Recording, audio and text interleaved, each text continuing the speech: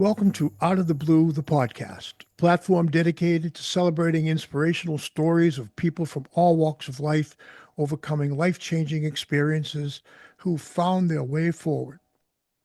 I'm your host, Vernon West, and my co-host for today's episode is my daughter, Jackie West, who, along with being our social media and marketing manager, is also a professional musician and Reiki healer. And I want to especially thank you, our listeners, for joining us today and giving us your precious time and attention. We know just how valuable that is. And please remember to smash that like button and hit that subscribe button because everything helps to get the word out there. This week on Out of the Blue, the podcast, we're honored to welcome Ellen O'Brien. Born and raised in Revere, Massachusetts, and now based in New York City, Ellen is a gifted singer and a proud graduate of Berklee College of Music. She was living her dream, performing in nightclubs and building a thriving career until, out of the blue, life took an unexpected turn. Ellen's powerful journey of survival and recovery is both unforgettable and deeply inspiring. Today, she is a renowned vocal coach with students from around the globe. Her story is a testament to resilience, transformation, and the power of holding on, because sometimes the miracle is just around the corner. Hi, Ellen, and welcome to Out of the Blue, the podcast. Hi, Vernon. Hi, Jackie. How are you today? So good. Yes, very good. Grateful to be here. So what's your, let's start it off with what brings you to Out of the Blue, other than you being an old dear friend of mine.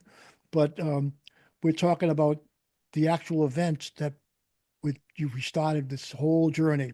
So thank you so much for having me here. And I'm so grateful and honored to be here, actually. I've always worked in professions. I'm a singer. I've been singing in jazz clubs since I was 12 years old. And I've been around people, a lot of people at once when I'm singing. As I got older, most singers and actors, especially when you live in New York, have to work a side job. So I was always bartending or waitressing. So the bars I worked at, the hotels, restaurants, they were always uber busy. And the beauty of that is you keep seeing the same human behavior over and over again. And, out of the blue here with me is I could call everybody else's behavior and I could see what everybody else was doing, but I couldn't see myself. I couldn't see my own behaviors. Yeah, my whole life was always about getting all the externals. And this is a big thing, when I coach. And that's another thing. I never wanted to teach. I was always, nope, I'm just going to sing. I just want to sing. I want to perform. What am I even going to teach anybody? It was so natural for me to do what I did. And so I just thought I'd be a horrible teacher. So the fact that I actually coach during the day is funny, but I, at this point, could never imagine my life. So teaching was out of the blue. That's number one. I did not realize that for decades. Now, when I was younger, I wanted to be rich and famous. And that's all I knew. And I never really thought about it. I just wanted to be rich and famous. I give metaphors or visuals to my kids that they can, it's palpable for them. So I always say, we all have this little internal bowl, think of a little ramekin bowl, and it can only be filled with internals by us. And so there's 5 internals that I tell them: self-love, self-respect, self-esteem, self-care, and self-compassion. Now, how do I fill that bowl up? Because that's the next question they always ask me. And I say, all right, for instance, there's a boyfriend or there's a friend that I realize is toxic. I set a healthy boundary. It could be a family member even. I set a healthy boundary.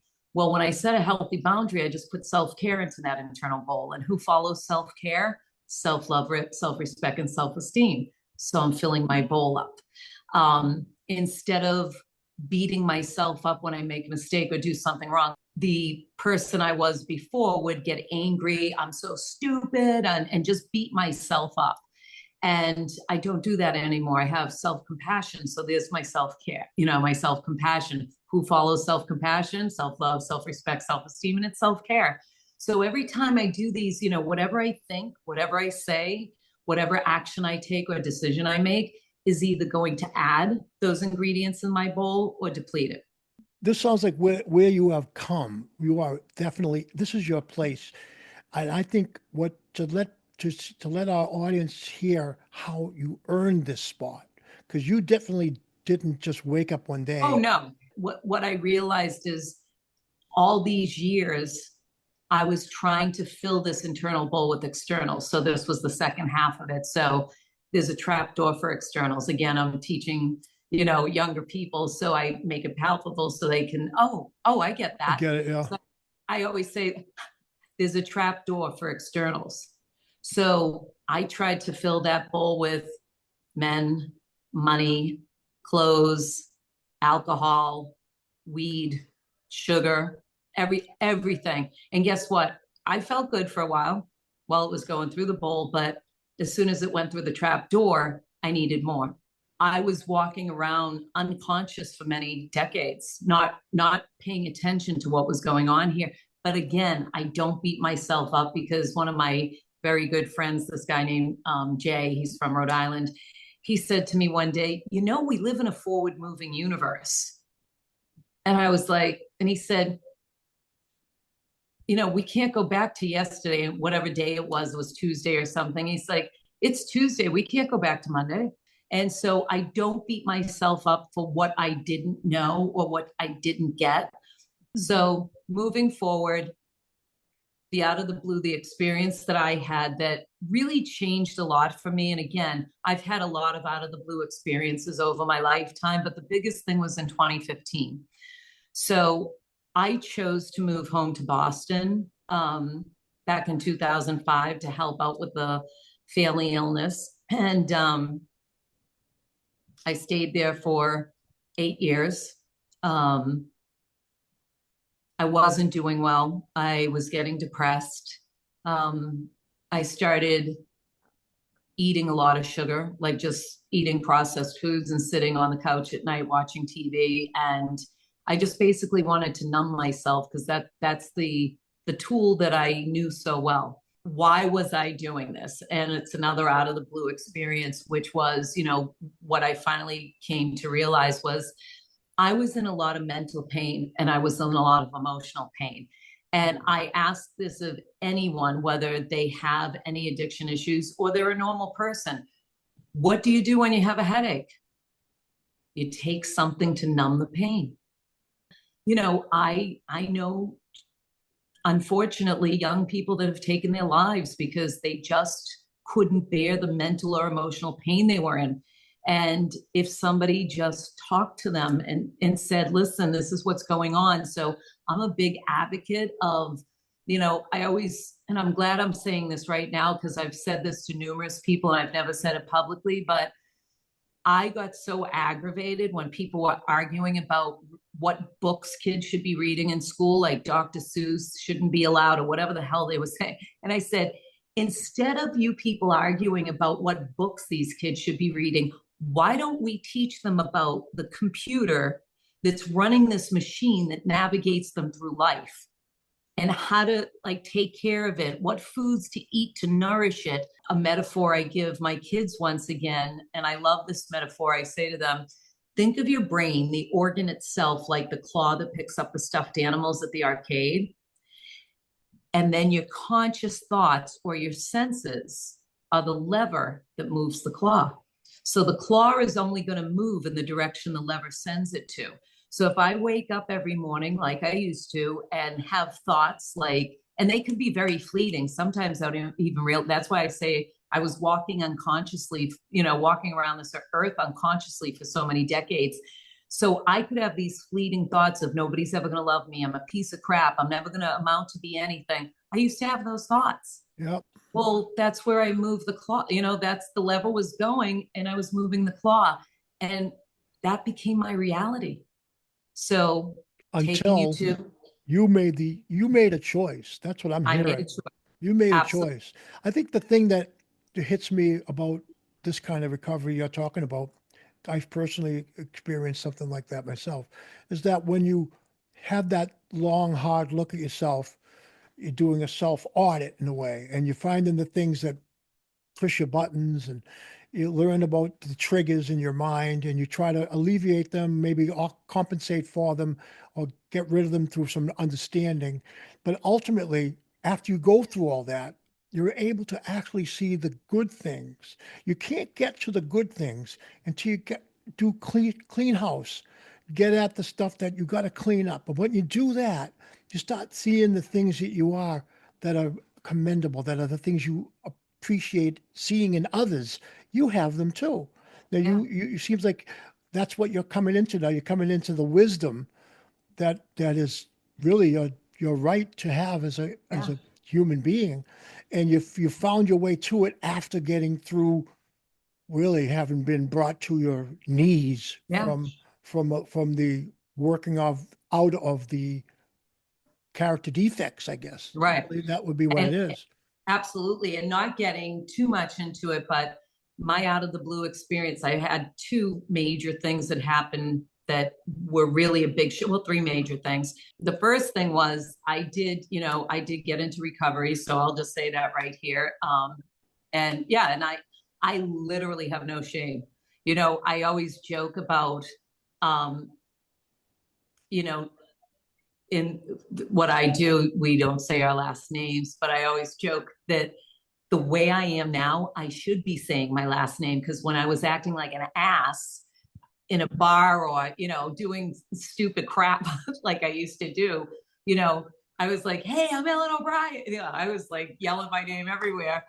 So what happened to me was the biggest out of the blue experience was when I moved home, the reason why I moved home was the front of my brain was saying, I'm going to move home and help out with this person's illness. The back of my head, and I didn't get this until later on, years later, was I still was looking for the externals. I physically was sober, but I wasn't I did not grow. I wasn't mentally sober or spiritually sober, so to speak. Yep. I did not grow up yet, and I was spiritually weak. And so at that, it was a 7-year mark. And I said, and I didn't say it was in the front of my brain, these are these fleeting unconscious, subconscious thoughts that you don't even realize are happening. I'm not rich and famous. I don't have the husband and child. God doesn't know what he's doing, so I'm going to take over and I'll pull a geographic. That's basically what Yep. happened. Yep. So, Taking over for God. I like that one. I think we've all so done that. I moved home. I quit my job. Within 3 weeks, I did this. And now I lived in New York for 10 years at that time. And everybody was like, what are you doing? And my sponsor even said to me, what are you doing? And I was just like, no, this is what God wants me to do. I know. And she actually said she had to stop sponsoring me. She's like, I can't watch this. Oh, And I boy. moved home. I did get a sponsor up in Boston, but I still had, and I keep saying this recently, they only call it alcoholism because that was the major, That was a major big, drug at the time. that was the substance that everybody was using to numb this. But the actual disease itself, for me, is my thinking, and my thinking is mentally it's painful. It's very painful thinking. It's anxious thinking. It's negative thinking. It's fearful thinking. It's self-centered thinking. Yep. That's very painful thinking.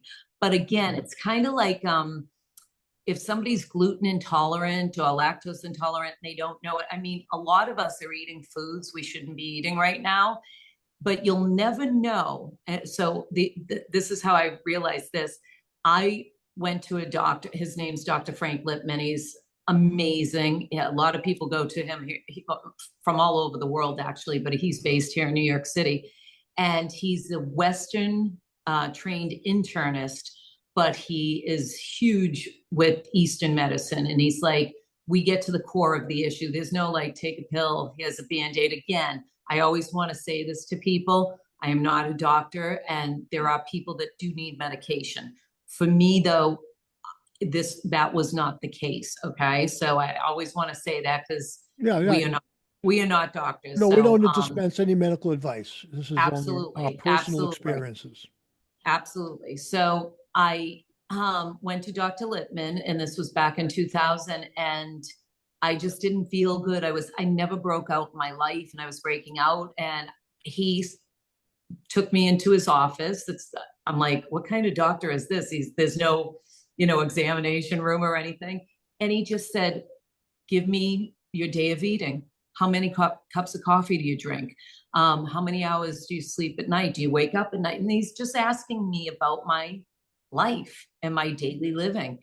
And I was like, what the hell is that? Because this is back in the day when there was no Whole Foods, there was no green juices. I mean, there were, but people call people that did stuff like that crunchy granola people, hippies, Right. or so. He said, I'm going to put you on a 3-week cleanse. No dairy, no sugar, no wheat. And I did it. And my sister and my friend Jay to this day will say to me, that is the best you ever looked or felt. And so fast forward, I went back to him around 2016, 2015. And this time he took me off no processed foods, no sugar. So like bread made with, anything that was processed, and no dairy. So one day, it was about 3 weeks later, I was downtown in the village, and I was eating at this restaurant, and I ordered some pasta that had a cream base in it. I got a sick stomach, and my ankle swelled up so fast. So why I'm saying this is a lot of us are walking around sick, but we don't realize it until it's taken out of our system. There was a woman that told me during COVID, she started drinking like a half a bottle to a bottle of wine every night. A lot of people did. And because there's nothing left to, nothing else to do. So people would drink wine and, or whatever. And this one woman said, I was drinking a half a bottle to a bottle of wine. And after 2 months, I realized I'm gaining weight. I feel sluggish. And so I just stopped. And I said, and there's the physical part of that disease of addiction is everyone has an on switch. Everybody can take a bite of a cookie, have a sip of wine, whatever. But an addict or an alcoholic doesn't have an off switch. So when people say to people, well, what about your willpower? Well, willpower is great, but if there's no off switch, willpower can't do anything if there's no off switch, right? So that's the physical part. So again, the mental part, again, that I wasn't aware of was I was in mental pain and emotional pain, and I didn't know better. So I was just grabbing at anything that would numb me.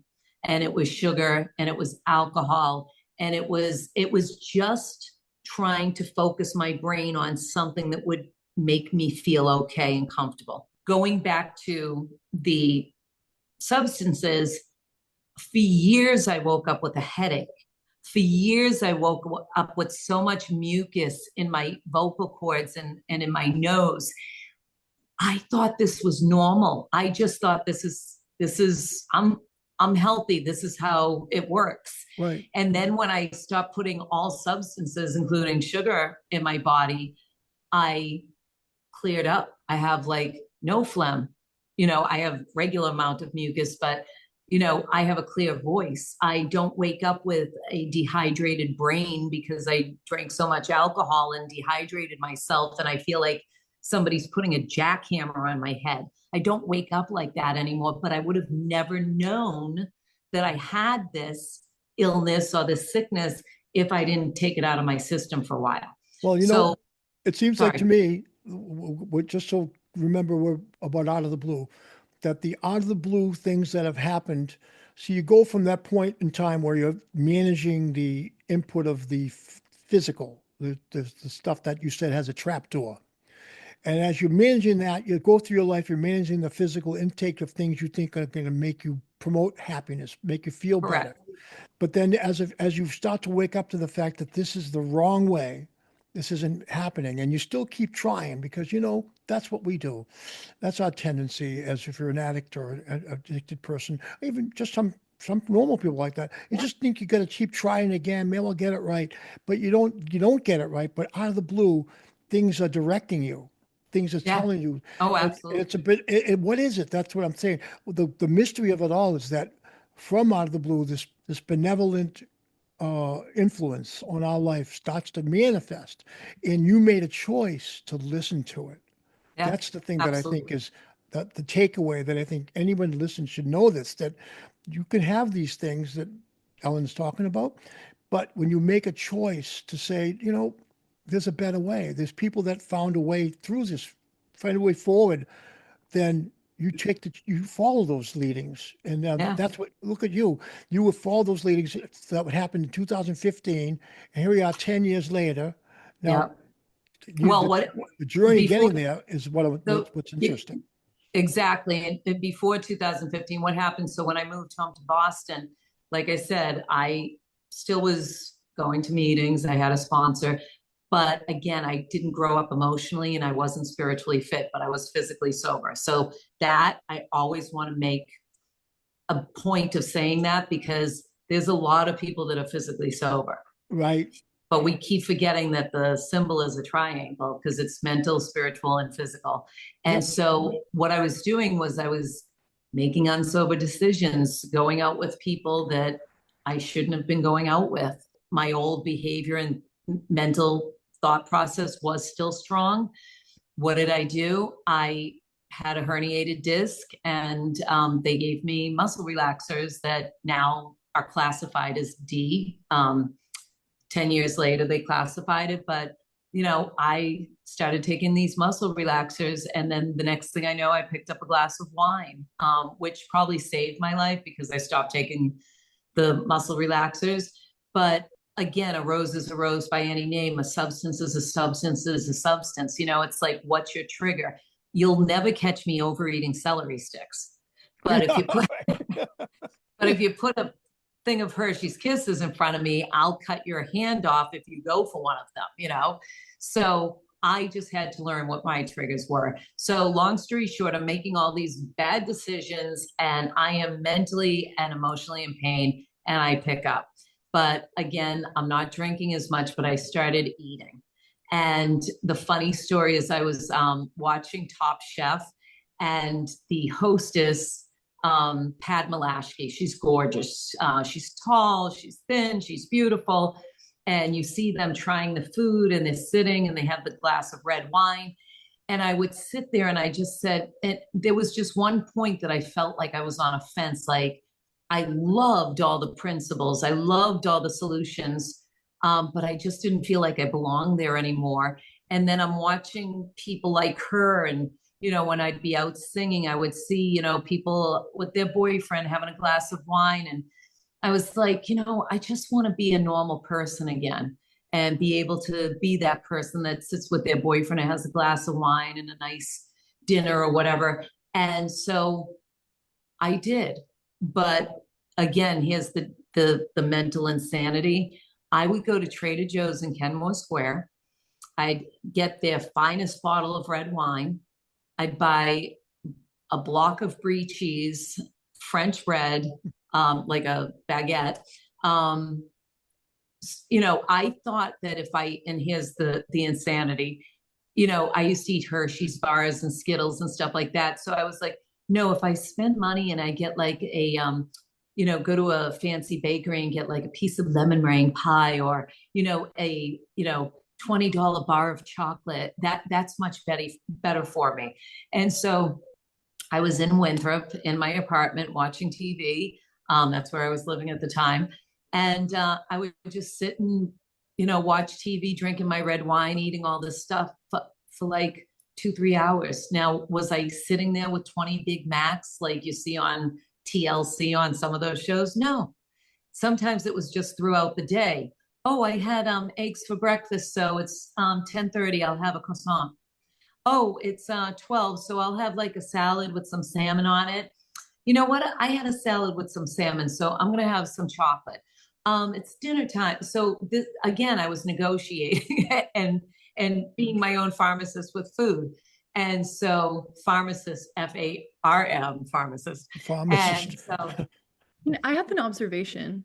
Even though the uncomfortability of like negotiating is there, what I've observed in my own experience with these kinds of things is that um, that's also like you inching your way out of it because you're starting to become conscious of choosing something, even if it is you Wow. choosing, to do the same kind of space. Um, what did you call it? Like the to fill the space kind of in The an internal bowl. Yeah. the internal bowl with a trapdoor entity. You're becoming more practiced with how and who enters, you know? That's And amazing, like, Jackie, that you yeah, know like that. You're starting to like get some inching your experience. way out, I think there is something to be said about it's so hard to come out of addiction, because it's all you're feeling really out of control. Yeah. And I think there's a lot with inching your way out. And Jackie, to your point, and go back to Vernon's point earlier, that's an out of the blue thing, because what he said is there's like this force, this, you can't see it. They, what is quantum theory? It's the study of this energy that is not seen and you can't feel it, but it is there. I just want to one observation throughout this. When you started talking about the inner bowls, the first thing that popped in my mind was this old saying by a French philosopher, Pascal. And I'm going to summarize it, but it's a lot longer and a lot more wordy. He basically says, and I'm going to change inside everyone is a God-shaped void. And what he says is really, well, in this case, we're going to say inside everyone is a God-shaped bowl. And the only thing that can fill it is that spiritual things. Spiritual things fill it. Anything else goes right out the bottom, Yeah. will not fill that void. So we have to, in our lives, find a way to fill that void with things that are spiritual, that are infinite, that are Yeah, absolutely. great and So powerful.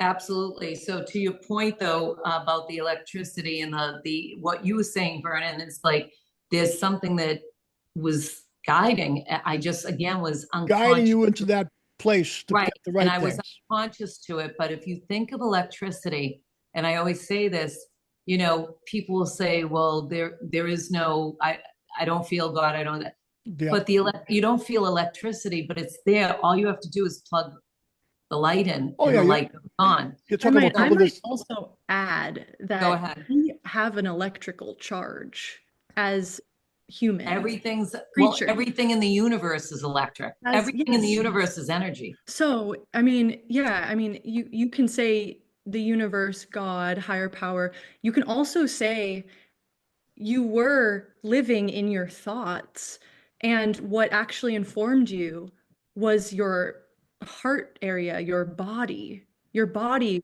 has wisdom and it's Absolutely. telling you, and if you can tune in, and often tuning into your body is a wordless place. It's Yeah. just your breath. And I mean, as singers, that's we care a lot about breath and how to encourage expression through it. And Absolutely.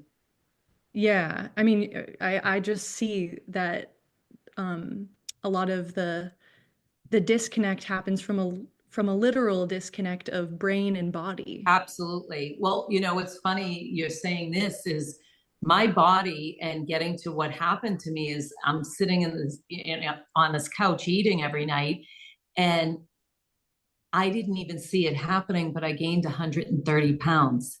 I gained an entire person. I was somebody that used to run Central Park 6 miles every day. I taught fitness classes. I was eating so healthy. And next thing I know, I'm sitting on a couch eating and drinking myself 130 pounds heavier. Like I was never that heavy in my life. And I had that, as Vernon talked about before, that second moment of clarity. Not many people get that, and I'm one of the grateful ones that I got that, because there is a funeral that could happen. I've been to many funerals that of people that didn't get it the second time. And so when I When you went get to a the second doctor, chance, right? When you yeah, get a second chance, I mean, absolutely. what So an when unbelievable thing that is. It's so great. so when when the doctor said to me, listen, this is how much you weigh and your blood sugar is this. And if you don't get a grip off yourself, you're going to be pre-diabetic and then there's no turning back. At that moment, I walked out of her office and I said, God, and before I moved home to Boston, I had a savings.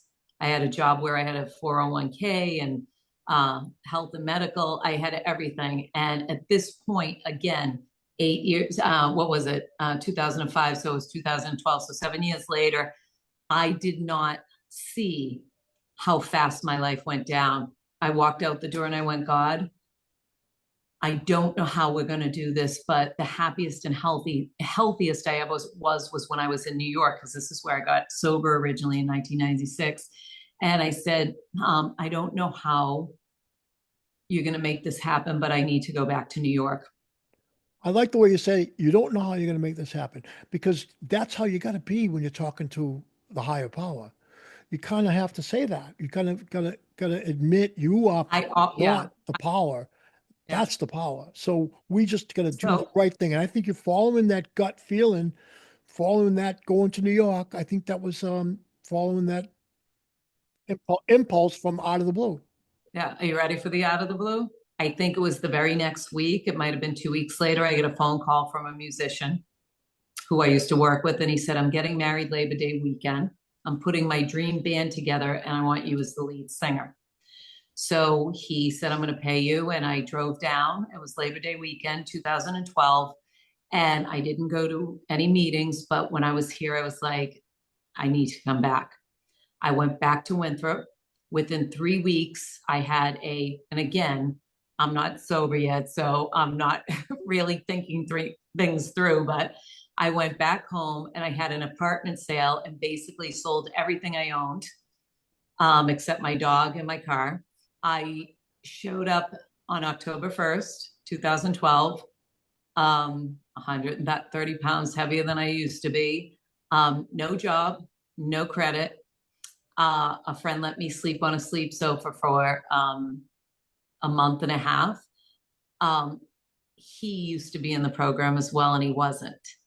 And the funny thing is, I started to see his behavior.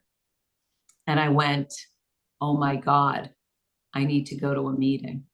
I don't know what it was about it, but it was like frenetic energy. And I was like, I need to get to a meeting.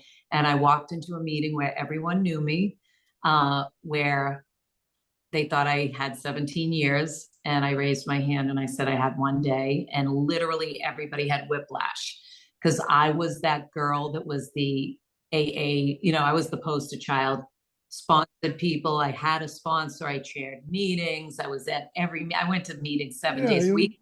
I was the last person you thought would go out.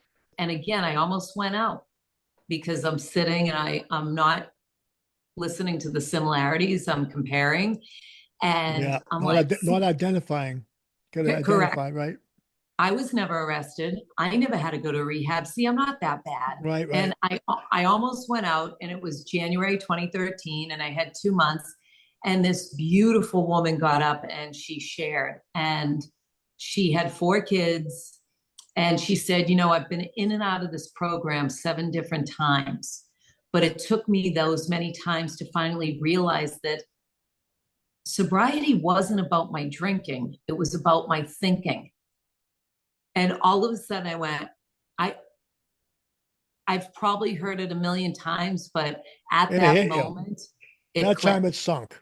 And I went, you mean I don't have to have a pissing contest with everybody of who was worse than who? Like, this doesn't think right. This always thinks anxiety-filled things. This always projects negativity. This is always thinking negative. This is always saying negative things. And so when I heard that changed. That was an out of the blue moment. And so I kept on my journey. But then here I was 7 years later, like the 7-year itch of marriage. It's the 7-year itch of recovery. And it was almost COVID. It was November. I was hardly going to meetings again. I started going to my doctors going, oh, I think I need Xanax, because I have a lot of anxiety, and, and I've done this many times before where I just don't do the work and I feel bad again. And now I'm looking for the easy way out. I'm looking for that Band-Aid again, that quick fix, that, that external and the internal bowl so I can feel better, get that inner peace that eluded me for all these years. And the best thing, and I know it was a sad time for a lot of people, and God bless, sending my prayers out to everybody that lost somebody during COVID, but it was the best thing that ever happened to me, because now I'm in this apartment, I have nowhere to go, and we have Zoom meetings. And I'm on a meeting one night, and there was a guy from LA who was in Bali at the time, and he was qualifying, and he said, I had 10 years. He was a famous DJ. He had the job. He had the money. He had the beautiful girlfriend. He had all the externals. And he said, and I wanted to commit suicide. I wanted to kill myself. I was miserable. And he shared about it in a meeting. And some old timer walked up to him and said, I'm going to take you through the big book the way it was originally intended. Just for those who don't know, the big book is the Alcoholics Anonymous book. It's the big blue book of the whole program. And The basically all it is. It's referred to as the big book, but go ahead. Right. But all it is it's the blueprint. It's the manual of the first 100 people. That's what the big book is. It's the first 164 pages. They said, we finally figured out not only how to survive from this disease, but to thrive. And it's not just enough to. What did they actually say? They said it's a spiritual cure. And that's right. the way you can, the only solution to the alcohol addiction. And matter of fact, I think that would cover just about every kind of addiction. It covers every human ailment. And let me just say the way because again, the only healing of filling that bowl is the spiritual healing. Right. That's the only way. So, but I just want to say this because I have a lot of friends that are Muslim and Jewish and Christian and Catholic and atheists and agnostic. So I'm going to say this because this is how I describe spirituality. Spirituality, is it found in religions? Absolutely. But is spirituality religion? No. What spirituality for me is it's how we navigate relationships and life situations. Do we come from a place of fear, ego, and false pride, or do we come from a place of love, integrity, and humility?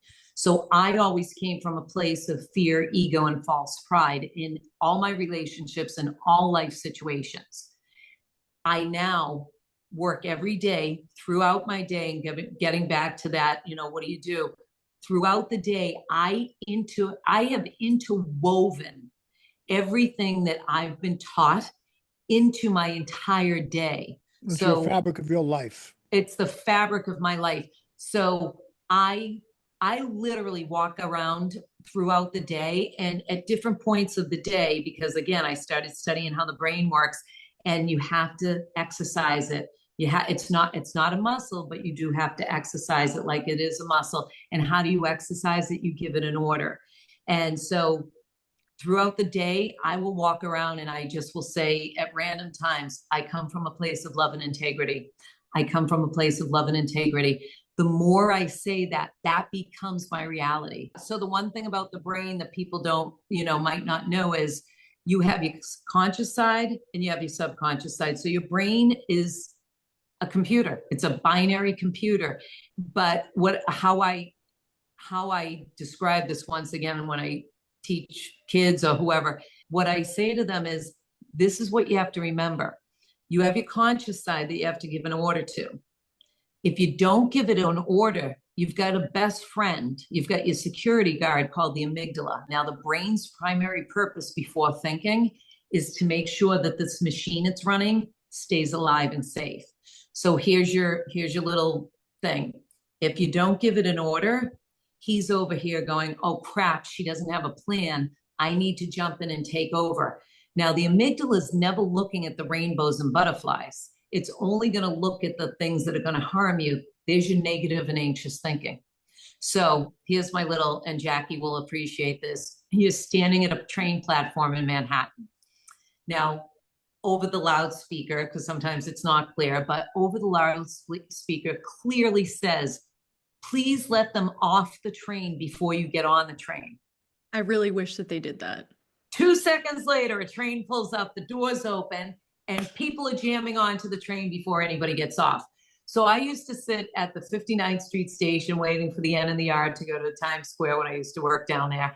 And I would just go, are these people stupid? Or they just, I wanted to write a book called, Are You That Stupid or You Just Don't Care? Because I thought there were only two reasons why you would do something so obviously insane like that.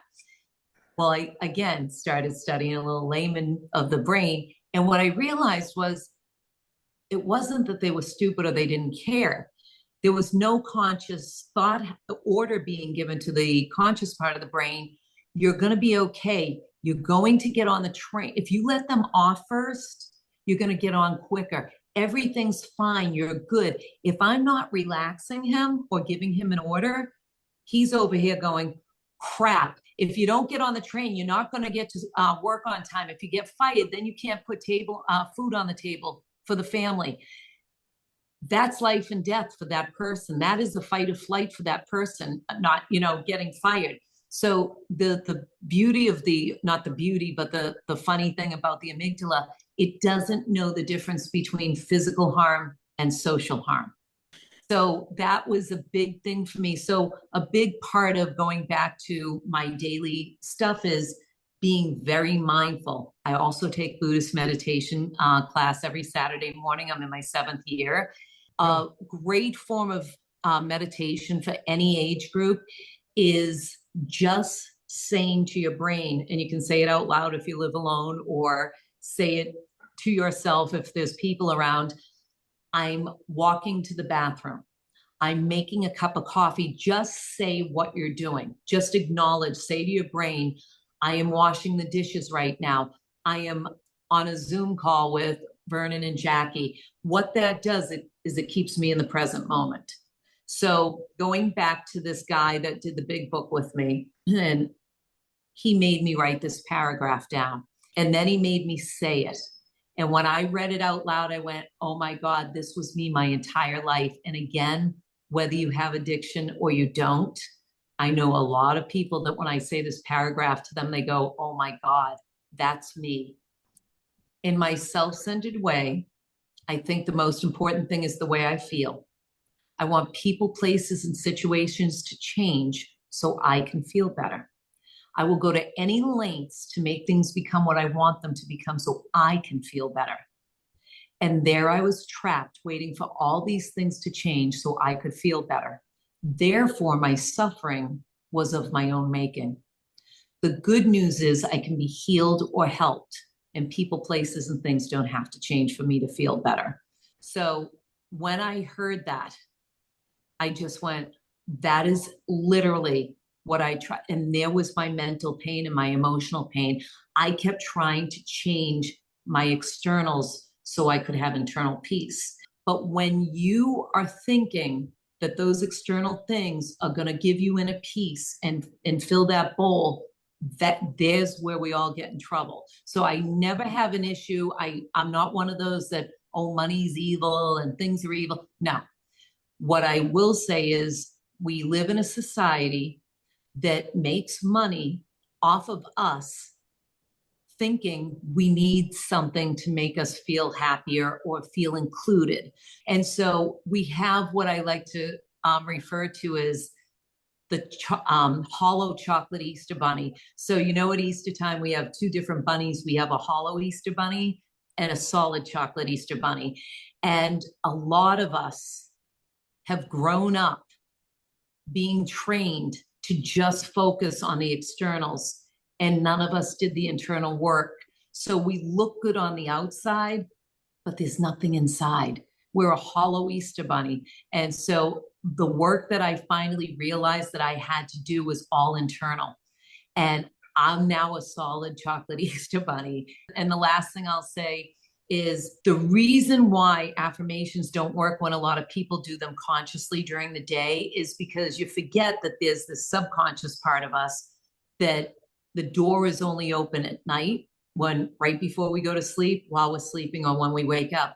So even though I kept saying stuff like, I have a strong, healthy, beautiful body. I love fruits and vegetables. I'm a successful singer, songwriter, and voice coach. Even though I was consciously during the day saying it, I didn't realize that those old tapes, what I said to myself, what other people said to me when I was younger, they were still in the subconscious part of me. So I started listening to affirmations right before sleep.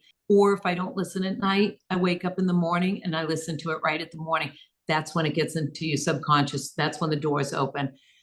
Jason Stevenson, he's got this beautiful Australian accent and beautiful music. Love listening to him. Louise Hay is the OG of affirmations and self-help, and gratitude. Gratitude is an abundance magnet. And how do I practice gratitude? I take a hot shower in the morning. Thank you, God, for hot water, because most people don't have that luxury. I'm drinking clean water. Thank you, God, for clean water. Most people on this earth don't have that luxury. I walk down the streets of New York. There's shit on the streets. And this is a big thing that I think everybody needs to hear too. My life isn't, I'm not like everything's going great every day. But the point is, and that's the spiritual heavy, that's the heavy training, is everybody can be grateful when things are going well. When I'm sobbing in grief because I just lost, someone important in my life, and I'm literally sobbing my eyes out to say to myself, find one thing that you're grateful for right now, and to be able to say, thank you, God, for allowing that soul to be in my life for that time. So my stuff is practical, and I do it throughout the day. And the more you do it, the stronger it gets. So and I'll just say this, sorry, for those of you that are having a hard time and saying, I can't stop thinking the way I think, and yeah, it's hard at first because those spiritual muscles are weak. Those emotionally mature muscles are weak. That's why you have to just keep showing up. Consistency and tenacity. Keep showing up. That is the thing. I would say the biggest takeaway here is at the end here is gratitude. And Yes. I gotta say, Ellen, you are a poster child for so many things. One of them is definitely for out of the blue gratitude, because your whole life has been one long test, really, and growth experience. And it seems like the thread that connects it all is that gratitude that has led you to this place in your life. Well, Vernon and Jackie, I am grateful for you today. And just to spend time with you, you both have beautiful energy and you're doing so good for the world yourselves. And it's like, that's why we go through those hard times. It's not because we're getting punished. It's to make us stronger. It's kind of like we get this light and we pass the torch to the person behind us and help them see that there is a way. There is a way. That's right there. That's the place. Help them see there is a way. Thank you so much for joining us on Out of the Blue. I'm Vernon West. This is Jackie West. And of course, the inimitable, honored to have her, Ellen O'Brien. I hope you enjoyed it. Thank you from Out of the Blue, and I hope to see you next time on Out of the Blue, the podcast.